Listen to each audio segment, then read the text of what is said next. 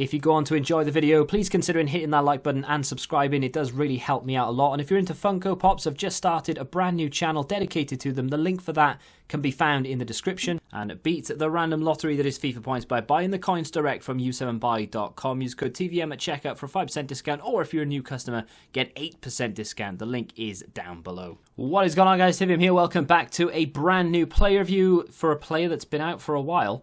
This card came out on the 6th of November, and I'm only now reviewing him because I've just packed him.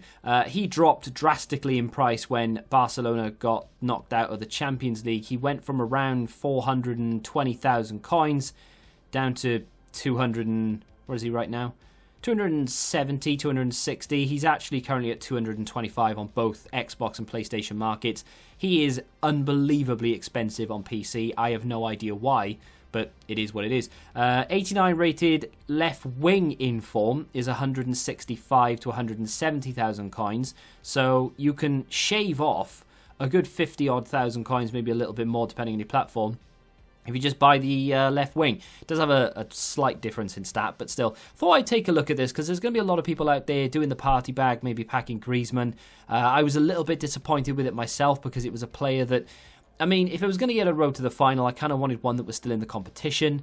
Yes, he's a fairly expensive player that's going to cost more than the party bag cost me, but doesn't really get into my team ahead of anybody else. And I don't love Griezmann in real life or anything, so I didn't really have a desire to play with him. But I've put him in the team.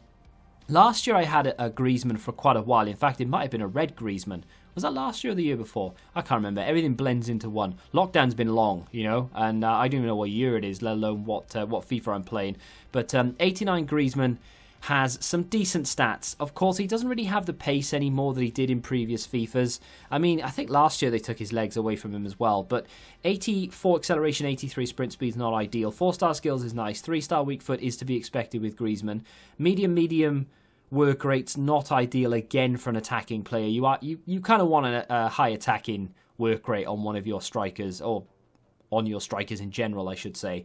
But we'll make do with it. 90 finishing, 91 positioning, 93 agility, 94 reactions, 91 ball control and composure. Very, very nice indeed. 88 stamina, which means you're going to be able to leave him in there for the majority of the game. 65 strength is not ideal. The long shots and shot power had me a little bit concerned, actually, because I was kind of expecting to do a little bit of Iron Robin magic with this guy and cut in on that left and maybe score a couple of finesse goals. But then I looked at the shot power and the long shots and I was like, can he actually do that? Because in previous FIFAs, he was very good at scoring finesse shots from edge of the area kind of range. Obviously, FIFA 19 was the best for doing that because FIFA 19 was broken when it comes to finesse shots. God, I missed that game. And at the time, I never thought I'd say that. But that meta, far more enjoyable than what I'm playing this year, that's for sure. I don't know why, because it was that was the year of the cross, remember? Yeah, that's a question I can ask, I suppose, that I would really be interested to hear the response on it. And think about it. Don't just answer it without thinking about it, because a lot of people will say, oh, I wish we had FIFA 17 back. But if you try and remember back to FIFA 17, it had this issue, that issue, and etc. and so on. But what would you prefer? The meta that we've had this year and last year, which is basically the same thing, or FIFA 19, where it wasn't really a football game, it was a crossing, El Tornado cross simulator, but also at the start of the game you had time finesse shots, which were so much fun. At the time I loved it, now I love it, I just love it, right? I would prefer FIFA 19 meta over this one. I mean, it's not football, but it was just a little bit more fun to play, I guess.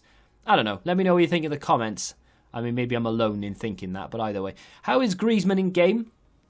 A little bit better than I thought he would be initially. His movement is very good. His agility kind of makes up for the pace, I guess. I mean, I do have a hunter on him, so of course we are into the 90s for acceleration and sprint speed, but you can't always rely on that to feel, you know, genuine. But it does. He does feel fast. He's not as fast as maybe I'd like him to be. I would much prefer his natural finishing to be higher.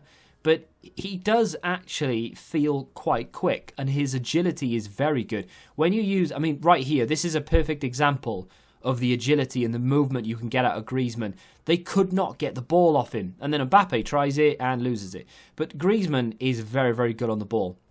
His dribbling in general, his ball control, they both sort of, I mean, they average out at about 90 apiece. They're 91 and 89, so 90 apiece. and it just moves very, very fast. You can dance around players just using left stick dribble with Griezmann, which is not something that you can do with every player, that's for sure. The other thing that I didn't know whether it was going to be good or not, like I said at the beginning of the video, was the finesse shots from the edge of the area. I was a little bit apprehensive about it because I thought Iron Robin in this game is a lot of fun because of that left foot and the fact that you just used to cutting in on that left-hand side with him, you used to watching him do it, and you can do it in game and it works. With Griezmann, I kind of feel like he does have a finesse shot trait and he's left-footed. He has that, can I wrap it round the edge of the area and score some screamers with him? Yes, you can. You're going to see evidence of it in a second. It's a time finesse shot and it is absolutely glorious. It's outrageous. That's the word I would use. The finish is outrageous. I know it's probably 10 a penny and you probably score that every other game, but for me, it came out of nowhere. It was kind of like a move that had broken down that fell to him that I thought, why not? I'm just going to go for this. And there it is, ready? No, I'm joking. That's not it. That's not it. It's a good goal, though. He scores goals, and his positioning is very good. This is the finesse shot in question, though. Kante had a go, couldn't really get through, tried to pass it, didn't work. In the end, I thought, you know what? I'm fed up with this. Bang. What a goal that is. The goalkeeper tries to dive for it, but it's already in the back of the net before he dives. What a finish from Griezmann. Honestly, that is outrageous. I love that. I really did. I love this move as well.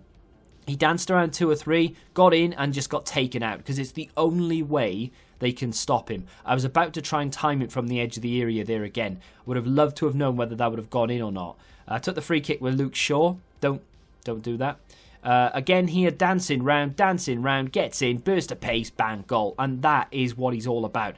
He is very, very good on the ball. I had a lot of fun dancing around defenders with Griezmann. Obviously, in an environment where you're not really playing to win, you're just playing for the sake of playing, you're obviously going to have a little bit more fun. You're obviously going to be able to do things you wouldn't do if you were trying to concentrate, and you wouldn't be taking the risks that I was taking with dancing around on the edge of the area.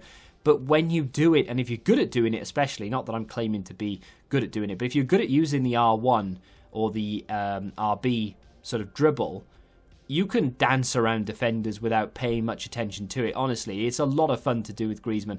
This card is expensive. Is it worth buying the inform over the Road to the Final card? Quite possibly, because the difference between the two is minimal. You get 1 point here or there either side, so it's better in some places, it's not quite as good in others. If you're not too bothered about the position, and you can get away with using a left wing, I would go for the cheaper inform. But if you've packed him in the party bag, honestly, don't do what I did and be a little bit disappointed that you've packed him. Give him a go and then judge him. He is very, very good. I'm definitely going to put him on my bench. I know he can't get upgraded anymore and it's sad, but at the same time, I'm still very happy with the play that I got from that party bag, and I'm definitely going to be using him beyond the review. Let me know what you think of him in the comments section down below. If you have enjoyed this video, hit the like button, subscribe to the channel if you do, and until the next time, goodbye.